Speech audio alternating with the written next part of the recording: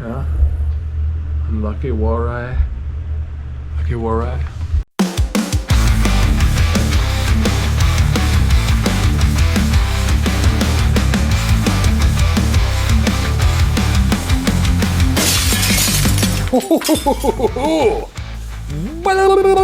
Episode 61 of the Shlicketty-doocast. Oh my gosh, we're here, we're weird, and I don't know. So how you doing, guys? Guess what? We got a hot one out there. I'm gonna have to ask Mike about it. He's been beating the heat, and he's gonna tell you why, and I've been doing it too.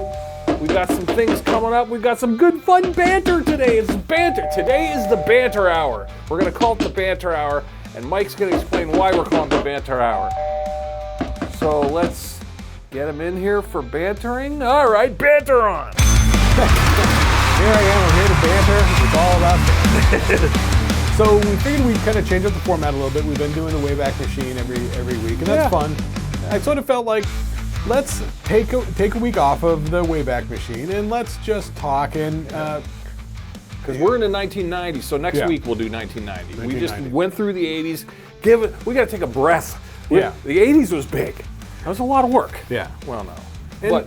And it sort of feels like a lot sometimes, like we're just kind of going through a lot of stuff. So Sure. I kind of thought maybe if we do, These episodes are big sandwiches of info. Yeah, like we consistently go like 30 to 40% longer than we intend. Yeah. Yeah. Some people like that. I know a lot of my friends like the banter. They like the updated banter. And then I've had a couple people say they like the list at the very, very end. The top five, bottom Top five, bottom five. Right. Yeah. Right. So but today we're gonna banter. We're gonna banter on. We're gonna let the Wayback Machine cool down because we just got out of the 80s. Yeah, we got to right. pump it full of gas. We had to put it in the shop so they could we retrofit gotta it oil for her a new up. decade. Yeah. Oil her up. She's going. Yeah, because we're getting ready for the 90s there. So we gotta throw some plaid seat covers on there, and Yeah, that's it. But we figured we'll try and make this episode shorter. See if you guys like it more. See if more people engage with it or watch it because it's not as long and intimidating. Sure. But I will say, like when I work in offices or even now, Right. I can listen to stuff while I'm working, and I like long episodes. I like stuff I can put on for an hour, hour and a half. But I don't like the 4-hour like Joe Rogan thing. That's Right. a little much. But I like 2. I like a 1.5. That's because sometimes I feel like with 1 hour you go, okay, that was cool. I don't, like when I listen to Mark and Joe List, I don't want to say goodbye. It's like, I wish they could just hang in there for about 15 more minutes. So I like the 115, 120 is a good hang. Yeah, it is. It is like maybe up to an hour and a half, like you say. But I feel like with us just doing the list, like it's a lot of just list reading, which so Yeah. Well, so we got a few things to talk about here today. Yeah. And if we weren't lazy, if we did more show prep, we could do show prep at some point, which we will if we ever, We have been busy. I've been super busy. I'm working. Because it's summertime. Yeah, it's summertime. Need something to. Remember when Mike didn't have a job and he was all cranky and frustrated? Yeah. Now he's got 9. Now I got 2. I've been working. I've been working like nonstop for like I don't know a couple of weeks now. Like 2 weeks. You've been doing weekend. You did a 7-day, 8-day stretch there. More than that. Yeah. Because I worked a Sunday doing the Crazy Monkey stuff. Worked all week at work. Then I did for July 4th. Yeah. I went out. I worked with Crazy Monkey. I probably looked tanner. We did a 14-hour day on Friday, July 4th. If you don't know what that is, it's a franchise business. Or no, is it a franchise business? No. Just his. Yeah, it's just his. Yeah. It rents bounce houses, Bouncy houses. rock climbing walls, like All stuff for outdoor things. inflatable water slide sort of stuff, like inflatables and stuff like that. Yeah. So Mike and his crew are the guys who come in. They got the sunglasses on. They're gonna come in and wheel it, set it up. All right, guys. Yep. Guys in the fanny packs come on in and pull out the Allen wrenches and get it going. Allen wrenches. It's a party. Yeah, it's a lot of Waiting? tables, chairs, and tents. So there's a lot of tents. there's a You lot guys of do pounding. tents. Yeah. That's what we did on Sunday. So Friday we were down in Meadville like all day. It was a 14-hour day. Saturday was like an 8-hour day where we went out and we set up stuff in the morning. Then we have a break of like 4 hours. Then we go back and pick stuff up. Then on Sunday, we really just had one gig to do, we drove out to Conneaut, Ohio, and we picked up 4 large tents, it was like 10 tables and like, I don't know, 60 chairs, maybe 100 chairs. Yeah. So large tents, and so they're also, everything's staked in. So we get these short metal stakes that are thick metal, and they got a bent over hook on. We pound those in for all the inflatable stuff. Anything that's over 10 feet high gets these big, long 3-foot stakes that are like just circus big tent stakes. Yeah, big chunks of metal. Like we're hitting it with sledgehammers and pounding it in the ground. Kill a vampire stakes. Dude, this is kill an elephant steak. Like, wow. Dude, they're heavy steel. Like, nice. Yeah. And so we got blowers and stuff that inflate the things, and sometimes we take out generators and run stuff off that. So cool biz. So I started out on a Sunday, worked a regular job all the week. Then I did the Friday, Saturday, Sunday with Crazy Monkey, and I'm working the job all this week, and then I'm working Saturday. Sunday, they're cool. They don't need me. Yeah. So Sunday I get off. That'll be my first day off since what? So it was like 2 weeks straight every day working. Yeah. So anyway, but out in the sun, I didn't get burned. I feel like I got very well tanned. Yeah, you did. Wow, look at that. Yeah. But it didn't burn, so that was miraculous to me. Yeah, I thought for sure you were gonna be like, oh, blistered. Yeah, I mean, I was well. So I mowed my lawn the same day you were out doing a 12-hour stretch. Yeah. I got blistered and fried, from mowing a lawn. I put on sunscreen. Yeah, I didn't do that. It was like, I didn't realize it. It was some sports sunscreen, because the sunscreen gets washed off with sweat and shit, and I was definitely sweating. But it's some sports stuff that I've had for a couple of years or whatever, and I would take with me when I was doing the fishing stuff for Fish USA. The lotion or a spray? It was a lotion. Okay. I'm gonna pump my light up a little bit more. So I was putting it on, and it's like all white. And I'm rubbing it on, and it's just everywhere white all over everything. My ears, my neck, and my arm, my hands, everything's greasy and covered in white. And eventually it sinks in, you know what I mean? But it's just so messy, it's everywhere. But I applied twice on Friday. That's it seemed to work. So. Yeah, it's hot out there. Yeah, man, the humidity is back up. Your Saturday EPA right now is a scorcher. Scorcher. I mean, I was thinking today when I was driving home from work, it doesn't feel very much different than 114, 112 to 115 in Phoenix. It doesn't feel that much different because today we're up to 83. Saturday's going to be up to 87. The humidity is high. Yeah. It is thick. Very little wind at this point. Yeah. It's just sort of sweltery, which, because Phoenix doesn't have so much humidity, but the temperature gets hot. But honestly, man, to your body, it doesn't feel very different. All right. It's not very different at all. Yeah. Yeah, I don't know. I don't know if I'm just getting older. I can't take it anymore. It sucks. I think this is an El Nino year. Yeah. The last couple of years were La Nina years. Yeah. Lovely. It's been quite mild the past couple of years. Oh, this great. year's kind of fucking crazy. It sucks, which makes me afraid that the winter is just going to be a ball buster this year. Because look at how much humidity and like rain and stuff we've been getting. Yeah. But did we have a bad winter last year? I don't remember. Last year, I mean... Or wasn't it like 3 weeks was crazy and then the rest was pretty normal? Well, I mean, the winter last year was, I would say it was a moderate winter. It would not like when we were growing up going to high school. The winters then were brutal. Like 6 straight months of like never seeing the sun, just snow and ice all the time. Remember we'd get all those ice storms? Yeah. I remember taking the scrapers and like just beating just to crack through that much ice on the car just to try and get to the car door. Dude, I broke door handles trying to open the car door when it's frozen. Yeah. And the door handles, the but rod I think shit snaps. was just made cheaper back then too, It was like, those like... No, because remember we get all those ice storms. Your brother broke his collarbone. Yeah, he fell on the ice, He took one step. And that was on Valentine's Day. Yeah. It was on February 14th. Middle of February. Did that. Yeah.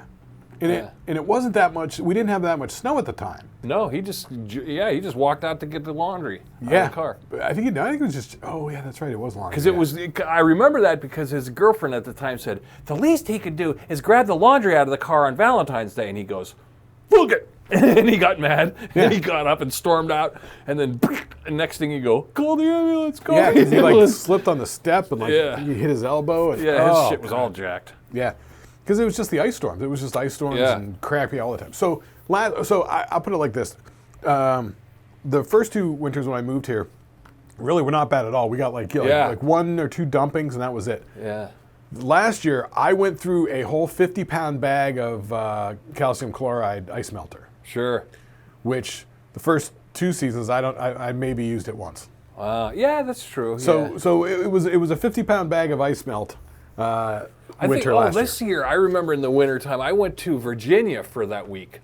And I came back, and my house was snowed in, and it was like chest high. Yeah, you sent me pictures of you digging yourself out. Yeah, it took me almost a day and a half to dig out the house. Even to just, we unloaded the car in the street, put the things on the snowdrift, and I had to cut paths to get to it. I had to cut paths to cut out.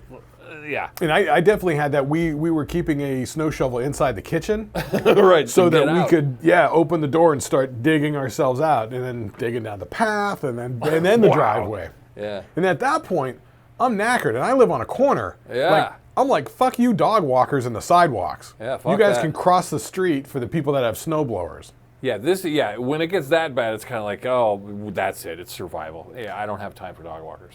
I mean, if I had a pickup truck, I'd say we should go in on a snowblower. Oh, we have a snowblower. We got you? one. Yeah, we ended up getting one. Does it work? Yeah, it's an electric one. It's not super. Now, it's not the industrial hardcore kind, but it'll definitely do it. You know, it's electric. It's electric in nature, so it has this extra long cord, and it's a little on the smaller side. You know, and it's got the thing that'll throw, and you can adjust the throw of the tunnel. Yeah. I've never used it. She's only used it twice, and it works. It works. I mean, I'm personally, I don't want to do it, but I'm old school. I like shoveling in a weird way. It's kind of like there's a weird manly satisfaction about shoveling. It's the same but thing. I'm getting kind of old, where I'm getting creaky, and it's like, boy, I was in pain. Well, and I don't mind the shoveling if it were like it at my parents' house. We're just shoveling the driveway, but now it's like I got the whole walkway. I got the whole covered, small little covered patio area, then the driveway, and then there's still the sidewalks, and I'm like, fuck the sidewalks. Yeah. And you got a fucking, what do you call those, fire hydrant you got to cut. Yeah. They don't take a liking to covered up fire hydrants. Well, the plows cover it up, man, and like I said, by the time I just do my basic stuff of the sidewalk and the little covered area, and then the driveway itself, it's like, dude, those plows, it's just people chunks don't of realize, ice. like, we're in dumb old Erie, PA, but, you know, people go, oh my God, I got snow. You know, like, I'm sure the people, if you're in, like, Denver, you can relate to it, or if you're in, you know, Syracuse, you get it bad, you know, up in that Buffalo world. gets it worse than us. Buffalo, worse. But, you know, I mean, geez, you know, but other parts of the world, you know, you wonder, I don't know if anyone's listening here from, say, Moscow, or if you're from, you know, Patagonia, I don't know. Who knows what they get, but yeah, it's pretty bad here in Erie, Pennsylvania. It does vary. Yeah, last year was probably a 5 or 6 out of 10 on snow. Ooh. So the heat, yeah. So it's a thing. We're surviving. Who cares? Anyway, weather. Hey, it comes talk about the weather. You can't bitch about the weather. They say, oh, Griffey, you say, oh, you can't change the weather. Yeah, I hope the winter is more like a La Nina winter, but we're in an El Nino year, so yeah. We shall see. That's the big debate. Can you handle it more, or, you know, when we're younger and had more constitution, or now that we're older, did we build up our tolerance, or is it more like, I'm getting old for this shit? Well, I mean, I'm getting a little creaky. I mean, when we were growing up, like every winter was equally the same punishing. Sure. But that's all we knew. It was number one. And number two, by the time we got to be like teenagers and stuff, you know, we were playing in bands. You guys were playing bands all the time, and it was like we got to go do the thing.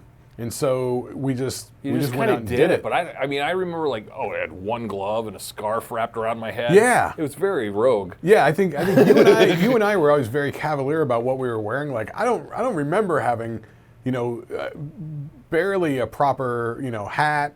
No. Or gloves. No, I just had the leather jacket and then maybe a hoodie under it, you know, and then I always had one glove. I never had a pair. I rarely had a pair. Right, and we were definitely layering. Like I remember I had like a jerga and like a sweatshirt and then some sort of It was the 90s, jacket you know, we're grunging it. So yeah, it'd be like, it might have long johns in her cut up jeans, you know. Right, yeah, that was the thing when I discovered the long johns. That was like, that works pretty good. Oh, that's why they have those. Yeah, well, it was like, because I remember, if you wear jeans, if you kneel down in the snow or you fall down when you're shoveling, your pants are You're wet. wet. You're wet all day. You're screwed.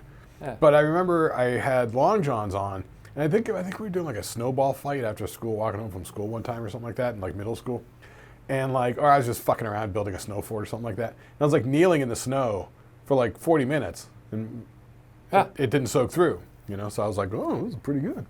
Pretty good. That's right. But anyway, fuck that. We'll talk about that when it comes up. Yeah, we're in the summertime now. I was grilling. Well, you came over for a grill. We talked about the grill, but I got to declare, Aaron declares a new sandwich, and I'm going to give you squirrel heads a recipe. All right, do tell. All right, now you know me. Whenever I find something like a new condiment or something, I'm going to overdo it. I overdo it. It's my addictive personality. Here I go. We've been grilling out the past week, almost every other day. I'm getting Angus burgers, half-pound Angus burgers. Yeah. All right, so I'm making the burgers. Now, you're toasting my bun, but I'm using keto bread. Top rack. Bread, top rack, so I'm toasting that. Here's where we got also the onions. Where we got make a little tinfoil boat, and we're grilling the onions with it. Little oil in there. That's it. You just make a piece of tinfoil, roll the sides up, put whatever in it, almost like it's a little saute like a pan. little tray. Yeah. Well, here comes the part that you're gonna want to add. Now this is for the burgers. This is on the side we're grilling. Ready for this?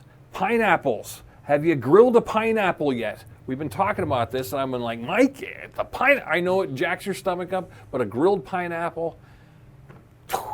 But it's one of those things like if I eat cheese, it messes up my stomach. If I eat grapes, it messes up my stomach. But if I eat cheese and grapes together, I'm fine. So it's about balancing things. So yeah, the pineapple can mess me up. But I feel like if it's paired with like a fucking nice burger or something like that. It is. Here's where I'm going with it. So then you grill this pineapple. You know the circular thing. It looks like a hockey puck with a hole in the middle. For those of you who've never seen a pineapple. Right. Well, yeah, I'm not talking chunks. I'm talking the circle. Not the cube chunks, right? Yeah. Right. And you don't want it fatter than your burger. Well, you know what I always think of? Like when you make a ham. Oh, yeah. And you use the cloves or the pins or whatever, and you stick the pineapples on the outside. That's always what I think of, because that is sort of like a grilled pineapple. Kind of is, yeah. Actually, a slow grilled, but you're right. That is. Yeah, because it gets a little oven charred, and it's definitely like that cooked pineapple. So everything's getting all the smoke and everything, and then once you put the cheese in there, you put Wait, what are you doing for cheese? I did pepper jack today. It was Pepper jack's nice. always Just a normal tasty. pepper jack's pretty good. So you got the burger. In between the burger and the pepper jack, you got your onions. And then you got your grilled pineapple on there. But you take it inside, and here is the magic jizz sauce. Here we go. The magic sauce. Don't say it. Don't say that. No. The magic sauce is, I get it from Trader Joe's. In fact, we just picked up another 5 or 6 bottles of it today for backup. It's sriracha barbecue sauce, Korean-style barbecue sauce. Really? I've never had Korean barbecue. It has a smoky flavor to it. Really? Yeah, it's a Korean barbecue, but it has a little hint of sriracha, so it's got a little zip to it, and it's got a smoky flavor. So now you got all these items with a smoky flavor. You got the bun, you got the onion, you got the grilled pineapple, and the burger, and you smush them all together. With you the cut cheese. it into a triangle, and it's juicy, and just the juice from the pineapple is oozing over your thing, but the onions are giving it the sharpness that you want, so it's not sugary, and the meat's equalizing it all. It's a taste bud explosion. Yeah, and if you have like the ratios where it's like the burger's not too thick, the pineapple's not overpowering, the bun is neither too large or too small. Yeah, you got to have a thicker burger because, yes, pineapple will overpower it if your burger. That's why I'm getting the fatter burgers, the fatter Angus good burgers. Right. Yeah, but it sounds very close to the sort of, restaurant type burger that they charge you $15 or $16 for. I'm telling you. Yeah. And now I used to do my burgers, I called it classic Americana, Okay, here's your cheese, here's your mushroom, I was doing it all, I got sick of ketchup. I'm tired of ketchup. I grew up on ketchup. I'm 50 years old. I don't need ketchup. I'm done with it. What am I, 12? So, and cheese-wise, I don't need the fake cheese. Fuck all that. You get real cheese. But like I said, this Korean barbecue, it's kind of like a Kansas City barbecue, like a smoky kind of Kansas. You ever have a real good Kansas City barbecue? Well, it's sort of that smoke. I don't really know them by like cities, but there's so many different flavors There are a lot. of barbecue sauce. And, you know, there's always like the hickory ones, and then there's the tangy ones, Oh, you know, I get and then you, there's yeah. the sort of down south, thick molassesy sort of ones, you know what Yeah. I mean? The ones that like taste like they're reduced, you know, down, thicker, you know. Yeah, this is not sugary. This is definitely the sriracha in it because it's a sriracha barbecue, Korean. Which I would almost say if you had you got a standard barbecue, good smoky barbecue, Kansas City kind of thing. Take a squirt of sriracha sauce. Just give it a little heat. Give it a little. Well, actually, I believe it's like Sweet Baby Ray's or whatever barbecue sauce, They're a good brand. which I get it's honey chipotle. Ooh. So it's barbecue sauce with a little bit of chipotle in it. Just makes it a little bit sort But of is the spicy. honey giving it any? No. No, I don't taste anything. No.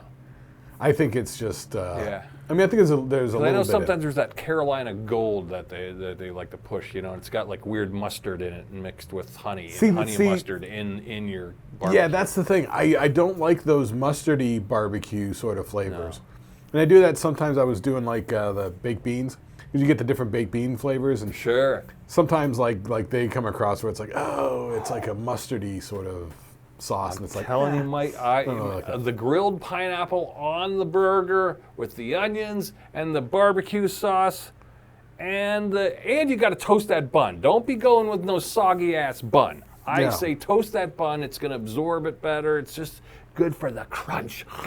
And I know people love the onions with the beef, but I hate onions, so I can't Well, do the onions agitate it just enough, not a lot, just I enough know. to kind of get it agitated. And that's the thing is I really fucking hate the onions. I can't stand the onions.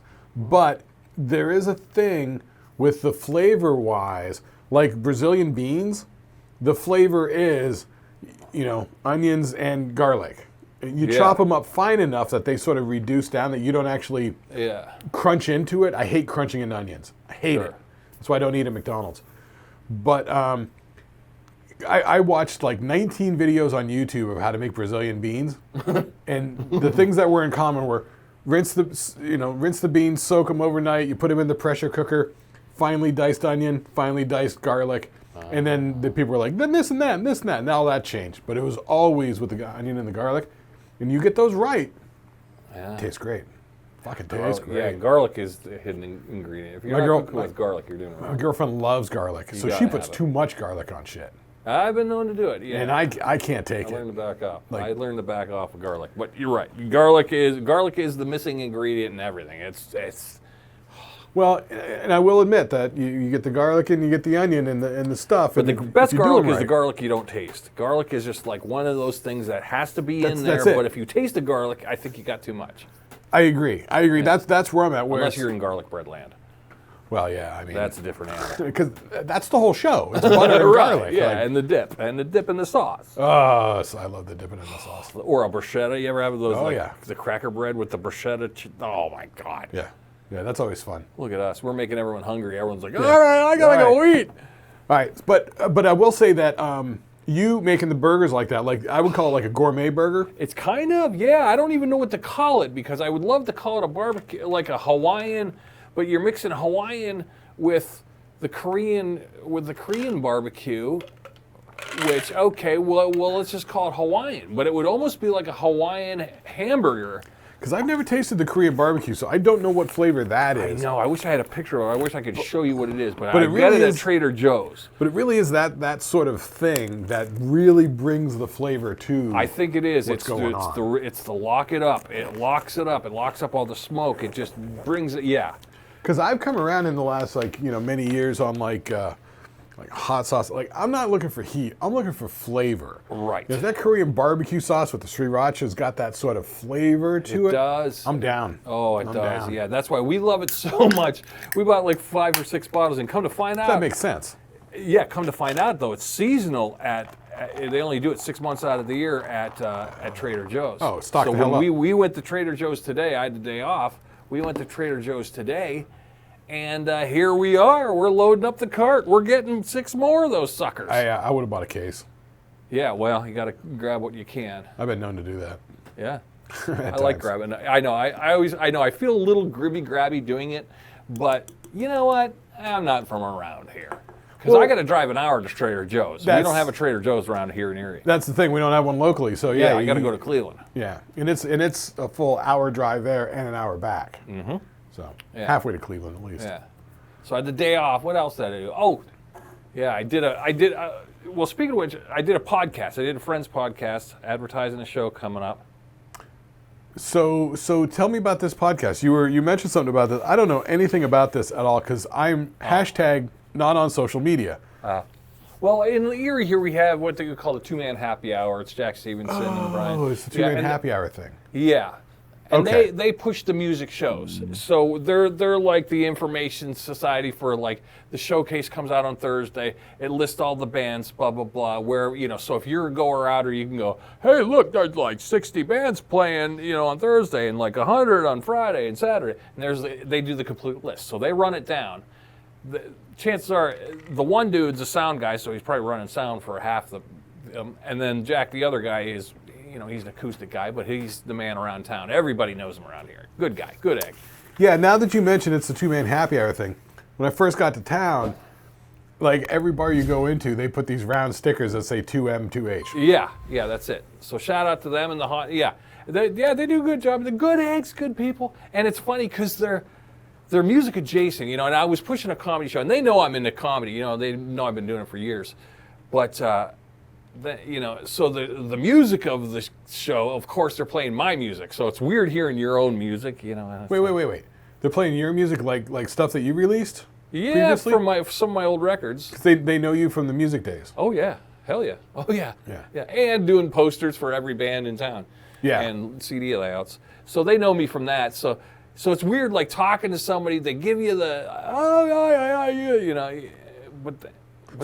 So wait, are they playing your music just because you're on, or do they always use your music for like background music? No, just because I'm on. They've played it in the past, but not regularly. Oh, okay. Yeah. It's not like they. Yeah, they're looking for probably for copyright-free stuff. So well, that's what I'm saying. Like they know you wrote it. You're not going to sue them. Yeah, or whatever, exactly. Or copyright claim them or whatever. Yeah, which was nice. It's nice. It's weird hearing your own songs, and it's like, oh, that song. Wow, I'm listening to this song, on the break, in between segments, and you're listening to it on your headphones. You go, that sounds pretty good. Actually, for 10 years old, that's pretty fucking timeless. If that came out today, I'd be fucking cooking burgers. But yeah, it's good stuff. It was fun.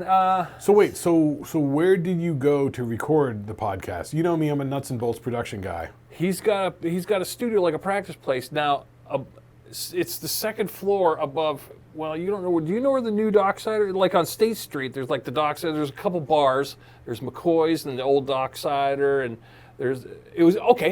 you know it as SST. Oh. You know the door to the right of SST that was in between that. Yeah. Goes upstairs. It's up there. It's above it. Huh. Yeah. It used to be SST, but in our world now it's called McCoy's.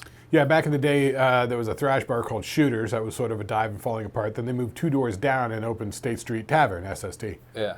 And that was where all the thrash bands played in original bands. And so your band was always down at Sherlock's, which Sherlock's was like you guys. Club.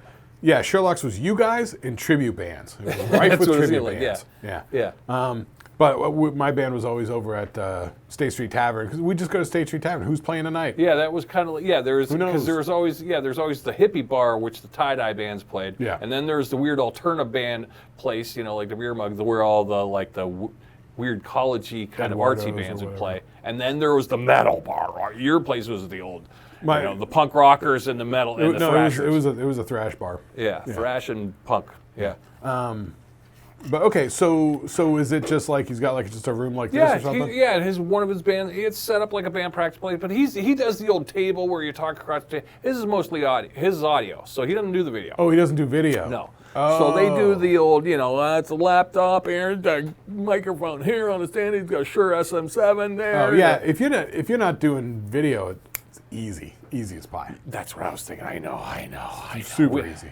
Yeah, we're doing video here, so yeah. But it was a good time. I think I cheered him up. I had a good time, just being goofy and being silly. I had to be honest. I like being honest. Yeah, you know me. I'm always Mr. So how long is their show, and how long were you on? Were you on? I was on the whole time. Full hour? An hour, yeah. Except for when they're reading the list of bands playing this weekend. Yeah. And is it Where do they get the list of bands playing this weekend? Well, people email them, but it's not a hard find. Okay. You could just pretty much, you go, okay, I you know the 12 places around here where everyone had, so you figure it out real quick. Okay, all right. And then, so were they just talking to you about your stuff the whole time, or were you just sort of like third man on the crew for an hour? Both. Oh, okay. Yeah, both. Yes. So yeah. And so Saturday I go to, where am I going? I'm going to Painesville, Ohio, to the Red Creek Inn. It's not Painesville. Is it Painesville? I'm in Painesville, yeah. I thought it was something that not started bragging. with. I thought it was something that started with a B. Oh, well, that's when I use Berea. You're thinking of. That's another place. But no, this is Painesville, Ohio. Red Creek Inn is Saturday, and then, but the one we were pushing was this local one. I'm doing like this distillery, which is one of my own shows. It's gonna be next Thursday. Yeah, that'll be next Thursday. So we'll be doing an early taping, not like you guys are gonna notice because it'll still come out the same day. Yeah. But what we are gonna do is, so this is the place, the Erie Distillery. Me and my girlfriend played there a couple of weeks ago. You and your girlfriend stopped down. Thanks for coming down. Yeah. And actually, at that time, I think you guys booked the show. But it looks like you got some good interest going on Facebook. Hopefully, it'll be a good turnout. You're essentially putting the show together. You've got you and like what, four other comics? Three other comics. Yeah.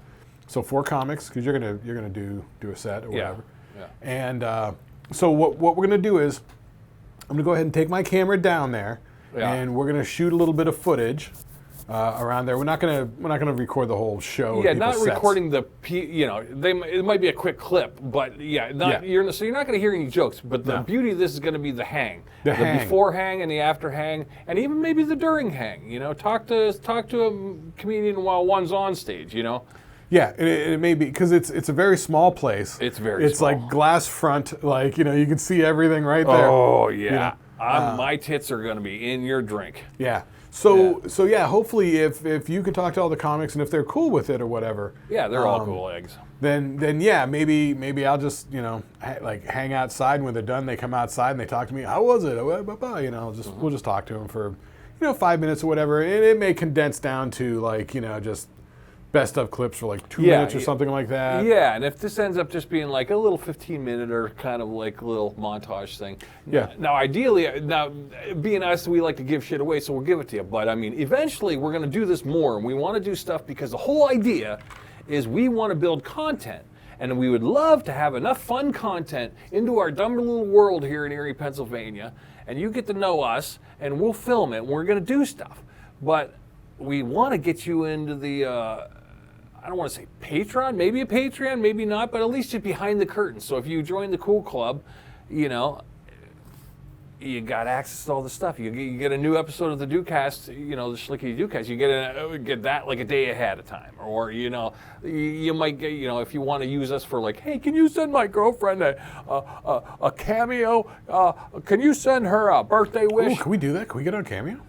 We could get on Cameo, but they take a big chunk out of it. But we could do our own if you want. If you were an exclusive member and you joined, if you're in the reach around, it's called the Reach Around Club. You're level 3, full reach arounds. That means if you say, hey, my girlfriend's got a birthday, can you send her a video message? I'll go, give me your number, Charlie. I'm calling her up right now, and I'll give you a video message. You know what I mean? Things like that. Sure.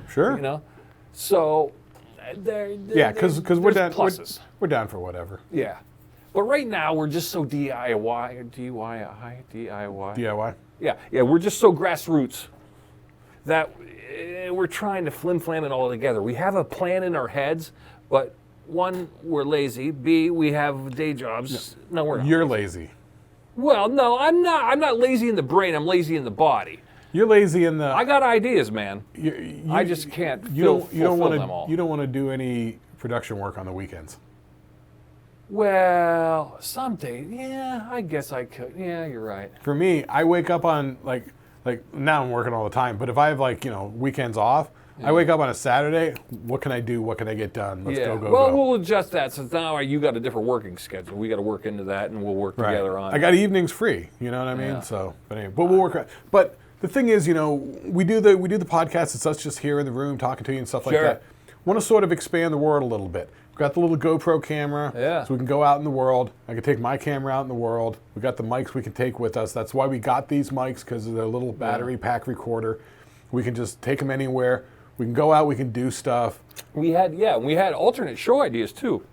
Like, I mean, in a perfect world, like remember what 2 episodes ago I did the Shamu Spoon episode? Right. You saw yard sale scores. Yeah. I wanted to do like a little 5-6 episode vignette of yard sale scores. Now that would be something we would do, and you get to come with us to yard sales. Yeah. How fun would that be? Yeah, we take the camera, we put on the mics, we go out, spend the morning, 3-4 hours, hit a couple yard sales, see what's up, film some footage, and edit it down to maybe, I don't know, just 2-3 minutes. Nothing major. Yeah. Because maybe there's only 2-3 minutes of interesting stuff. Yeah.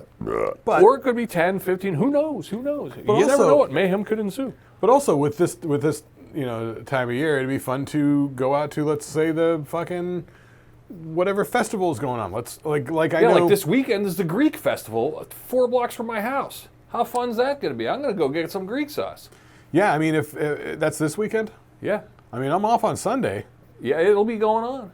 You ever see the Greek Fest? No. Oh, it's a big schmooze. It's a big deal. Like, yeah, let's go down. And if it's 4 blocks from your house, we just walk over, ride bikes or something like that. So we don't. Well, we might have to drive over there, but it's okay. But it's cool. It's in Westlake School. Remember Westlake School? I drove by and I'm like, oh, there's Westlake. Yeah, they have a big bell tower too. They have. Yeah, I saw that. Yeah, I was like, what's going on with all this? Yeah, they're doing Greek festivals this week, and so maybe we'll check that out. We'll get some footage from that. See, that's the idea here. Yeah. Yeah, we'll just go out and about in the community while the weather's nice. When it gets to be winter time, there's nothing fun going on. But maybe we can get things going, sort of like the 2-man happy hour sort of thing, where like let's go out to some places or whatever, you know. And I want to do product reviews too. You had the idea you want to do more. You like the movies thing because you're a movie head, so you wanted to talk about what we're watching or what we're doing, or and which we will here in a second. Yeah. But yeah, you want to do official, like, hey, let's break down the old not Poltergeist 3. Let's break it down. Not even fully breaking it down, but I don't know how people do it online where they have the movie to show clips and stuff. Yeah, I think there's a limit. It's a lot of work. They've got dedicated editors that they pay to do that stuff. Yeah, and people don't know the ins and outs. Yeah, I don't have a lot of time to do that stuff, but we could do it like one of my favorite podcasts, How Did This Get Made, with Paul Scheer, Jason Mantzoukas, and June Diane Raphael. Whereas, Paul Scheer's great. Yeah, June Diane's his wife. I love Jason Mantzoukas. I started watching, never mind. Where they go and they watch the movie at home or whatever, then they come together and just talk about it. We could do that anytime. Easy money. Like even like last week where we were talking about some of those old movies where it's like, oh, like Harlem Nights. I haven't seen Harlem Nights since I was like in high school. Same here. And that's the one with Eddie Murphy, Richard Pryor, and Red Fox. And it's set in like 1930s, like Harlem nightclubs and stuff. I haven't seen it in so long.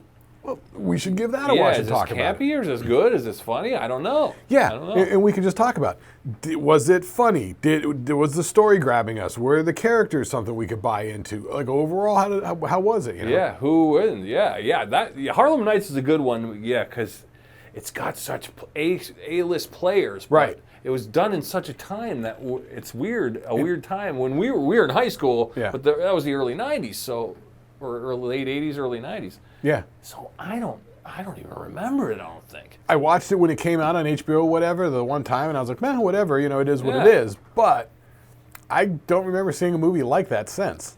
I want to say I remember watching it on HBO. Like you and I might have been like on the Chiba, a little high, and watching it. And I remember thinking to myself, like, this isn't funny, this isn't bad. We were just kind of watching it, like, okay. But I think we watched, like we didn't. I don't think we laughed, and I don't think we ripped on it. It was just kind of like it went into the head, and then we were like, want to go catch a smoke? Okay, let's go catch a smoke. Yeah, I think we went into it with expectations, and maybe it wasn't the sort of thing. So we but didn't it wasn't know what worthy to make of hate. It was just kind of like, okay, like wasn't what we were expecting. Not sure if we got it. So watch it now. See if we get it. Yeah, I'm curious with my adult mind if I would get it. And then sort of the same thing, but a little bit different. Rather than like the sort of rewatch to crib on Red Letter Media, love those guys, is stuff like you said you've never seen Easy Money. No. Which is Rodney Dangerfield and Joe Pesci. Yeah, that's a... Rodney Dangerfield, I can't believe I haven't seen that one. Rodney Dangerfield's wife, her mother owns a fancy department store. This is the premise? This is the premise. Okay. And so she puts it in her will that unless Rodney can clean up and stop drinking and smoking and gambling, they get nothing of the inheritance. Okay. So it's Joe Pesci trying to help his buddy Rodney Dangerfield clean up so that they can get the inheritance money. So they can party again and gamble. I love this movie. Just the tone of it, it's so silly. And his daughter is Jennifer Jason Leigh. Oh, okay, she's And fun. she's marrying... Is that the blonde girl from Fast Times, right? Yes. Okay. And she's marrying Taylor Negron. Okay. And he's playing this like Puerto Rican guy. and so Rodney Dangerfield doesn't really like him because he doesn't really trust him. Yeah. And so every time Taylor Negron shows up, he's like, Dad. He's calling him Dad, which makes him nuts. I know. It's funny. Huh. I know. I thought, and Rodney, it's funny how Rodney's arc, his movie arc, was only like 4 or 5 years. It wasn't really big, you know, but he had a lot of hits in there. So that's one of them that, you know, they just kept throwing him down. So I watched some video and they were talking about the Rodney Dangerfield movies, and I guess he did Caddyshack and then he did Back to School, which was a big hit. Yeah. And I think he did Easy Money afterwards. And there was another one like Easy Money that he did. I forget the name of. But I like Easy Money because Pesci's in it, because the two of them are sort of like they're sort of scammy. Sort of, oh, and his job in it, he's a photographer, mostly doing babies. But they try and hit on the moms and stuff. Wow. So, but you've never seen it. No. I love it. Let's watch Easy Money and talk about it. That'd be a fun one. Yeah, that'd be a good one. That'd be a good one. Yeah, I'd do that. Yeah. Or, like, once again, a rewatch. Like, when was the last time you watched Angel Heart? Ooh, that was, and that one kind of creeped me out. That is a creepy movie. Yeah, man. Louisiana Voodoo always I get the heebie-jeebies out of Louisiana Voodoo. I watched a YouTube video about 6-8 months ago breaking down Angel Heart, and it was breaking it down in ways that I was like, and what's his name was super good in it. Yeah, Mickey Rourke. Yeah, before he got weird. Yeah, and before his face changed. There's a lot going on in there that I didn't quite get, you know? And I've got it on DVD or Blu-ray or something like that. Oh, yeah. It's one of those, like, you pick it up for $3.99 or whatever. Yeah. Because nobody knows about it, but, man, Wasn't there a good nudity scene in there? Well, it was him boning Lisa Bonet. Boning Lisa Bonet was graphic enough that they wanted to throw her off. They threw her off a different world. Oh, right. And Cosby was, like, horrified and saying things about it. Right. And Lisa Bonet was like, fuck you. I'm going to go marry Lenny Kravitz. Bite me. Yeah, exactly. Yeah, she didn't give a fuck. She played a smarter move. Yeah, they're trying to homogenize her. Yeah, they were trying to own her and say, you can do this, not that. And she's like, fuck you. Yeah. She didn't give a fuck. Yeah. Yeah, Lisa Bonet, I remember back in the day, she was a thing. She was super hot. Because she was on the Cosby Show. Yeah, she was everywhere. It was huge. And then, because this came out in 87. Yeah. You know. Oh, wow. I always thought it was later. I thought it was like the early 90s. But no, I think it was 87 or 88. I think 87. Yeah. But yeah. I probably didn't see it till HBO, so I probably didn't see it till 90. Exactly. Yeah. I think that's the thing. One of those movies that came and went in theaters, nobody paid attention to it, that comes on HBO, and it's like, where did this come from? Yeah. You know? Yeah. So, but stuff like that, it'd be fun to watch those movies and talk about those. And we can do it as a completely separate podcast. Yeah. Because I think it's a good idea, because there are people that follow the movie stuff. Yeah. Because like we always say like oh, we have a podcast. Next thing out of people's mouths is what's it about? Yeah. I know. They asked me today on it, what's your podcast about? And I go, well, it's me and you, my buddy, and pop culture stuff. We talk about, we're Gen X stuff. We talk about pop culture. And then I had to go, well, it's kind of like hanging out with imagine if you had two stoner neighbors that lived upstairs to you, and you kept smelling something weird. And then you knocked on their door and you go, hey, what are you guys up to? This is the conversation you're going to get. Yeah. Yeah. Yeah. Which is sort of free-forming and not really fitting into a lane. So the thinking is, if we kind of pick one of those lanes and we can put some content in that lane. We're not going to change the doocast. No. We're just going to make alternate lanes. Yeah. Yeah. Yeah. It's almost like, think of it like, you know, make the world bigger. Yeah. We got our doocast channel, right? Like HBO, and then you got different shows. Yeah. So it'll be just a different show. Yeah. You know. We also, what else did we talk about? We talked about doing the audio thing. I'm always the thing.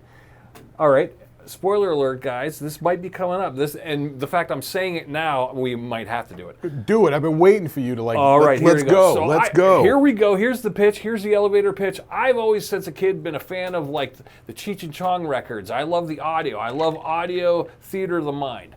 Been a fan of that, old radio, old-timey radio. But then I like the Adam Sandler, being on like the Triumph record and stuff and the Adam Sandler records. Those were all just like theater of the mind. Or the Bob Newhart stuff. Yes, I love that stuff. Yeah. So I grew up with, my dad had early Bill Cosby records, Flip Wilson records. Yeah. And they're just telling stories and stuff. Yeah. But I like the skits. I like the audio skits. But I wanted an audio skit. I wanted to do, well, of course we'll do some randos here and there. But I had the two characters of Buggers and Scamps being the alley cats. Couple of alley cats, yeah. Which are a couple alley cats, Buggers and Scamps. We're going to have a fun theme. We're going to have a fun concept. They're going to be little vignettes. They're going to be little 10-minute episodes. And we're going to give you some Buggers and Scamps coming soon. So keep an ear out for that one because there's no real eyes to be had in that. But now that I've said it, I think we got to make it happen. Yeah. Now, and I would say for that, we should do some character art, so we could at least throw some images. Oh, up. yeah. I have some. Yeah. I have some. Yeah. Not like animation, but The just character art's funny because they kind of look. They're like alley cat versions of you and I, in cartoon form. Right. Just for something for people to look at. Right. Yeah. Now I could go through and just do some limited animation stuff, like take those pictures and then just like animate like the eyes and the mouth and that sort of stuff. We could. Just to sort of go with stuff. We could do it in there's stuff that we can do that sort of automates like 85% of the animation. Yeah. And it might stink. It might be blow, but half the fun is going to be the wacky world that we're making. You know what I mean? It could get good, could be a hit, could be not, could be like. And then 10 years from now, people go, "Oh, I like that Buggers and Scamp shit. That was fucking great when I was little." So we've discussed a few story concepts, ideas, plot points, but a lot of it's just going to be improvised. Yeah. But you got to have sort of a framework. Yeah. But that one, and then you recently had an idea for another thing, which we like the idea. We're just not sure how we can sort of produce it into a consumable format. Yeah. So this one might be full on. Yeah, if we got to get budget behind us to really pull it off properly, so we might not want to give it away. Yeah, we got to write it out. Yes. Yeah. We got. It's gold, baby. That's what I'm saying. We got to get together for like an hour or two. Like we need to write up a story treatment, and if we can just get a framework of like 3 episodes. It'll really give us a good feel of like tone and where we're going with it. It's kind of like a sitcom show that him and I were thinking of. Yeah. And I had the idea, but he's adding to it, and as he adds to it, my brain starts flourishing, and then we're feeding each other, and then it's like, oh my God, I think we're creating a world here. That's the thing I love the most. Yeah. I love that more than anything. Just volleying ideas back and forth. I say something, gives you ideas. You say something, it gives me ideas. Yeah. Love it. Love it. So that might. I don't even know if that'll happen, but at least the elevator pitch of that will happen for sure. Yeah, and so the packet, the packet to show somebody. Yeah, that's the story treatment. So a story treatment is between like 2 and 10 pages, basically saying it's a story about this guy. This guy is this, and this is this, and this is his setup. This is his world. He's got this character, that character. Here's what happens. Here's how it goes. That's just a story treatment, just so that somebody can just read it, get the idea. You don't have to stand there and give them the elevator pitch. They can just read the story treatment. Right. And then just even like, skeleton outline of a couple of episodes. You know. Or a couple scenes even. At this point, we're starting with scratch. We're starting with scenes, but they'll evolve in episodes. Yeah.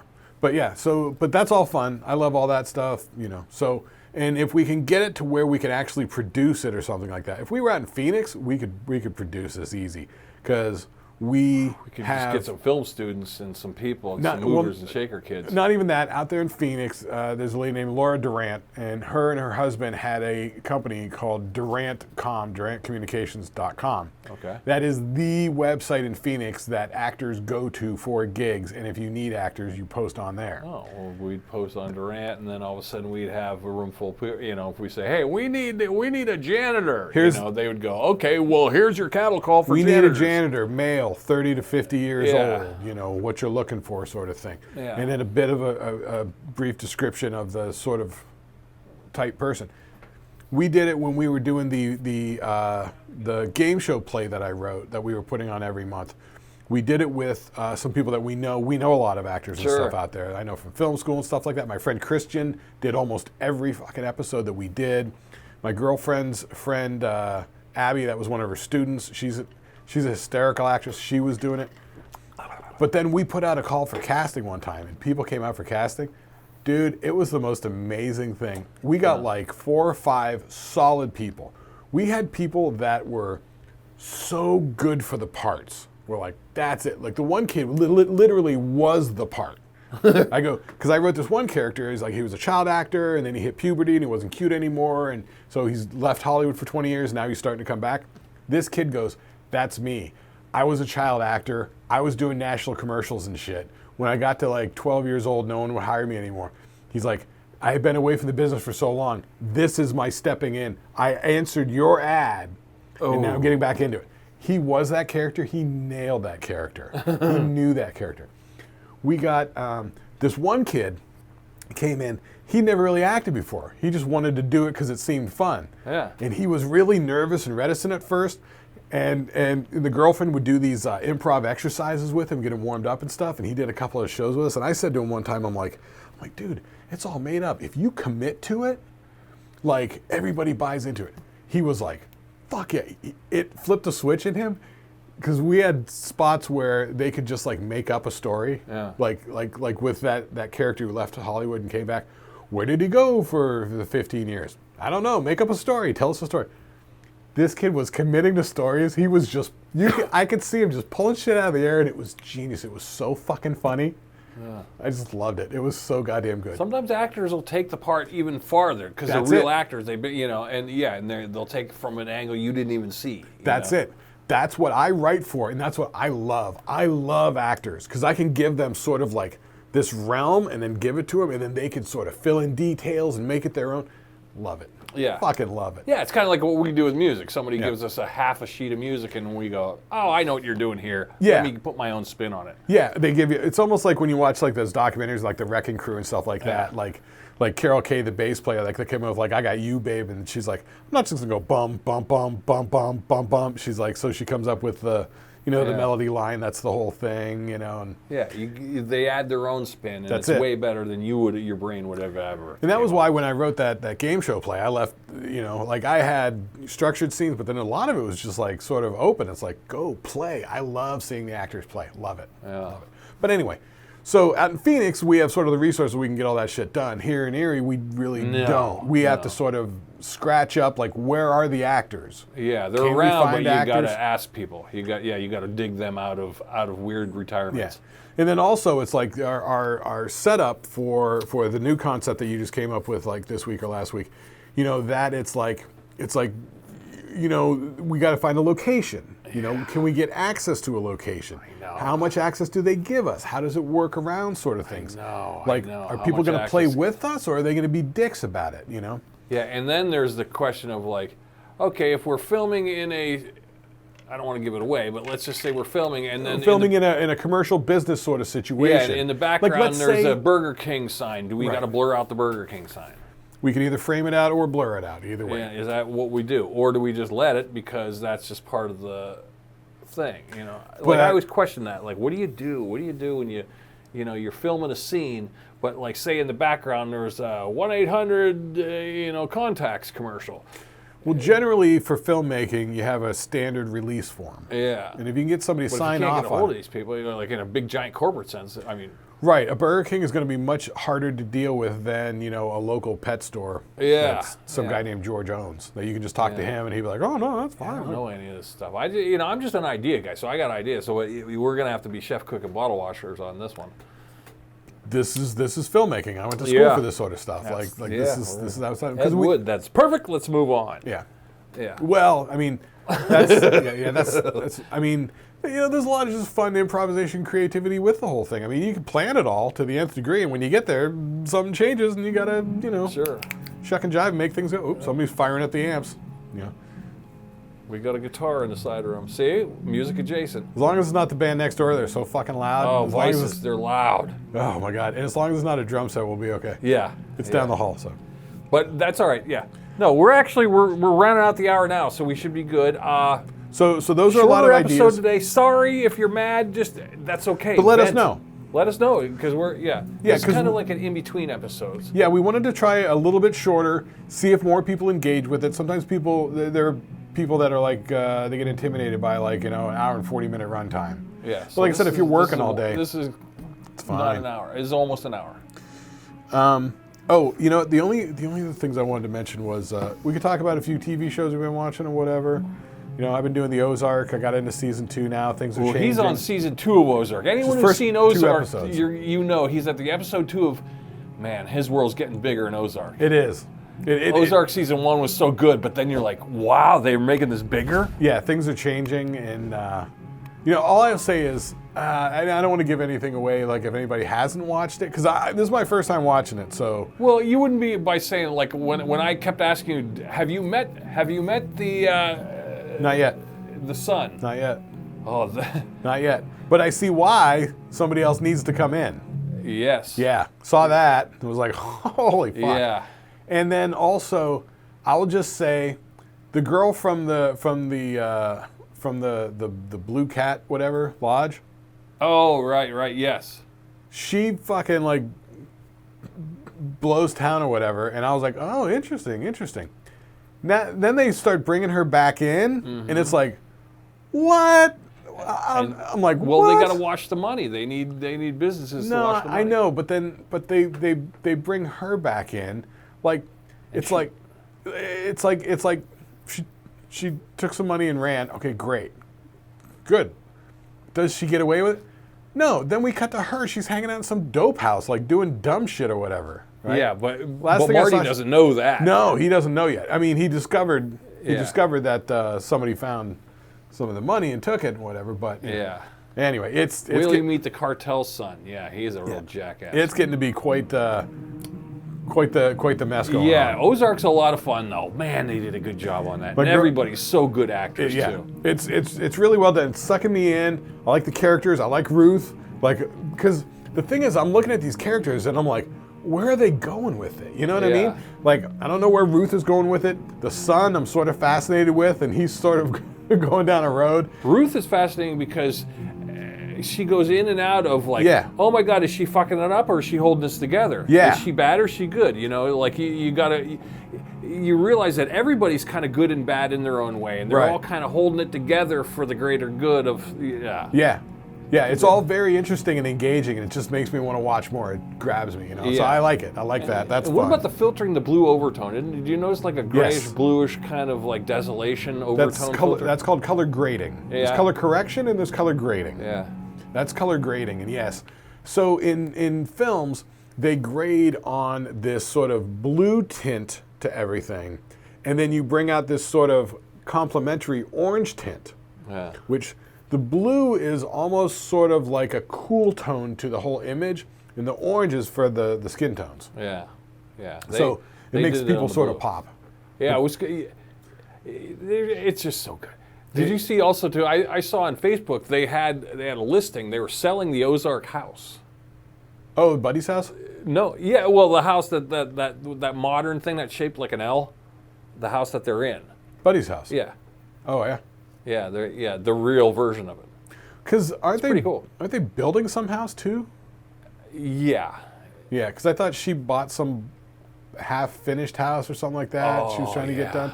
Like that was like in the first season, but it hasn't come up yet. Oh yeah. But she's like they were just starting to do getting this casino boat thing going. Oh, you're getting to the casino boat. Yeah, right, that's where and Laura, and the wife Laura Linney, she's starting to get back into the politics, the political machinations. Yeah, and all she's that working the politics thing. Yeah. Which because they have to get the law passed in order to have actual on land gambling. So in the meantime, they're doing riverboat, aren't they? Yeah, it's riverboat. But the thing was that there was some sort of law that they could only have 13 riverboats. They've already got 13 riverboats, so they had to get the law to be changed to allow 14. Right. So they can get there then. But the thing that I like about Ozarks, which I wanted Sopranos to be, but it never did, is they show you the granularity of how you do this crime business. Oh yeah, the washing of the money. Right, and it's like, how do you do it, right? So a lot of the first season is Sopranos left that out. They would just have they'd rob a semi truck and that'd be it. Yeah, because I wanted to see ground level, how does a local small mob crew operate? And they did have some things where they did that sort of stuff, like the thing with the Hasidic Jews that owned the motel, hotel, and all that sort of stuff. Yeah. And the bust out with Davey Scatino and all that sort of stuff. But it really wasn't the sort of granular, how the mob works that I was kind of looking for. And also the thing that I didn't get out of Sopranos was, like, the thing that I like about Ozarks is, like, Ruth is competent. She's smart and she gets shit done. Yeah. Jason Bateman's character is smart and he gets things done. Like, people are smart and get things. It's like Sopranos, like, a lot of the crew is semi-bumbling. True, And that's sort of the black comedy of it sometimes. Yeah. But it's like, like when, spoiler alert, when they take out Mikey Palmisi in the first season, and Paulie Walnuts gets poison ivy, it's sort of bumbling-y comedy sort of stuff. It's entertaining. Yeah. But it makes you go, these guys know what they're doing? Right. Do they really? Could these guys have been more effective if Tony wasn't so emotional and flying off the handle all the time? Yeah. And so there's a handful of, like, competent characters.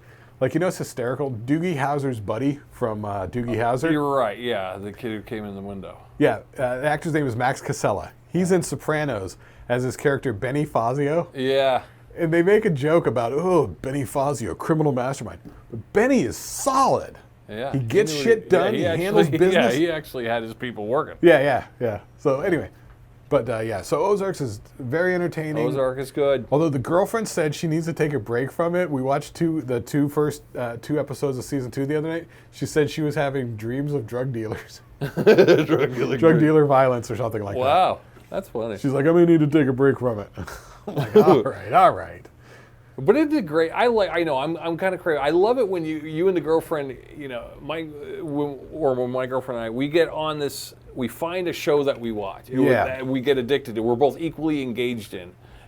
We were watching When We Were Liars. We Were Liars. We Were Liars. Yeah, yes. You mentioned that, so I flipped that on. It's like a book. It unfolds. Every episode is like a book in a weird way. You could tell, like, this seems like the book you'd get at the Hudson News at the. Yeah, they're really taking time with character development sort of thing, and it's about this, like, wealthy family up in, like, a Martha's Vineyard, Hyannisport sort of situation. Yeah. And I only made it like 20 minutes, half hour into the first episode, but.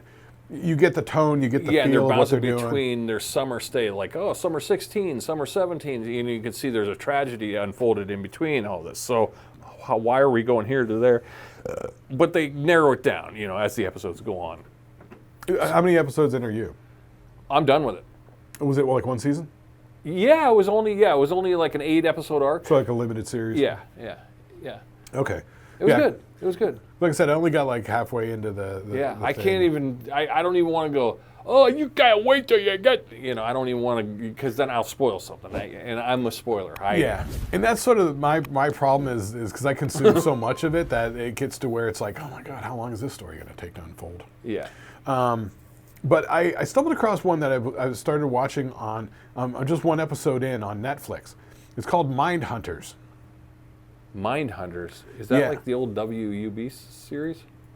Well, I don't know. I don't know what that was. Mind Hunters. But this feels like a prequel to like Silence of the Lambs. Like, remember, okay. Because wasn't that like Mind Hunters was like because you had Silence of the Lambs where they're dealing with a Hannibal Lecter character, and I think that was all based off books.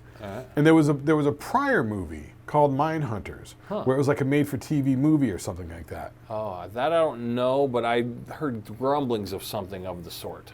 Yeah, and so this Mind Hunters is set in 1977, and so if you remember period piece. So okay, this is a period piece. Yes, I like that. I like when they put something like, okay, it's 1982. Yeah, and I want the cars and I want the clothes and I want 1982.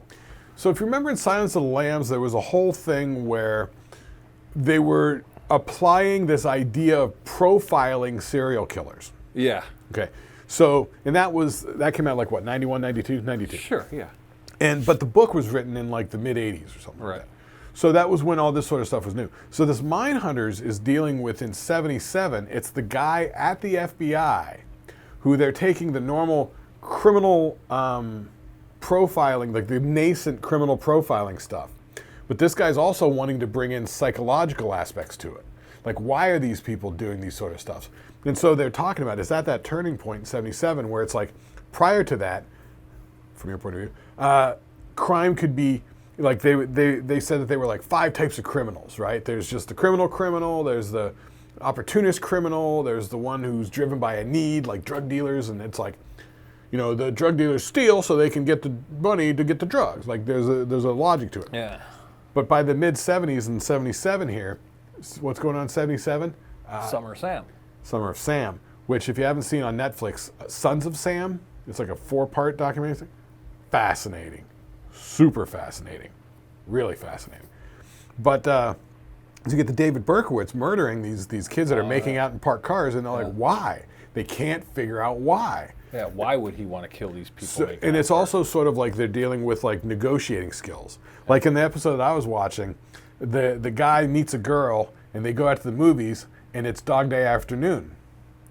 And so they're looking at, because whole Dog Day Afternoon is about this sort of like negotiating with people that have hostage. It's hostage negotiation type stuff. So anyway, so it's all this sort of stuff. Yeah. And I'm kind of finding it sort of fascinating. You know, I can see it. So that's on. I just stumbled across it on Netflix. I think it's from a couple of years ago, 2-3 years ago, maybe. Mindhunter, huh? Yeah. There might be only 2 seasons of it, but Okay. But boy, the first season they covered a lot of ground. I think it's like, you know, hour long, maybe a little bit. But anyway, I'm a big fan of that too. Like, because sometimes I like staying in that world. Like I like that one where is this thing on, or I'm Dying Up Here, the comedian one. I didn't see that one. Oh, and they're comedians in the 70s. Is that the Showtime one? Yes. Okay. Loosely based on, yeah. But you get the feeling just through the cars and the way they smoke cigarettes and, and just the production hairstyle. design, Yeah, I love period pieces like that because it puts you there. So that to me is way more engaging than modern, even more than science fiction. Science fiction sometimes is imagination. Yeah. But when you're dealing, I like a real situation from, Yeah. Yeah. That's great. The Mindhunter thing is sort of grabbing me too. And I mentioned to the girlfriend, I'm watching this thing. You want to watch it? She's like, and that's where she said, I got to take a break from Ozark with the drug syndicate, drug dealer violence. She's like, I don't think Serial Killers is the place for me to go. True. I gotta agree. So anyway, Well, that's a fun app. Let's wrap it up since we said we'd go early. We're gonna go early. We're gonna do this. Okay. We're gonna cut you off. Sorry, guys. Write it down in the comments. Hope you're enjoying it so far. Tell us what you want, what you don't want, and let us know. We're just curious. Watch it all the way through. Like it, subscribe, tell your friends, share it. We're trying the shorter episode, just talking about stuff. So yeah, hopefully you dig it. If not, let us know.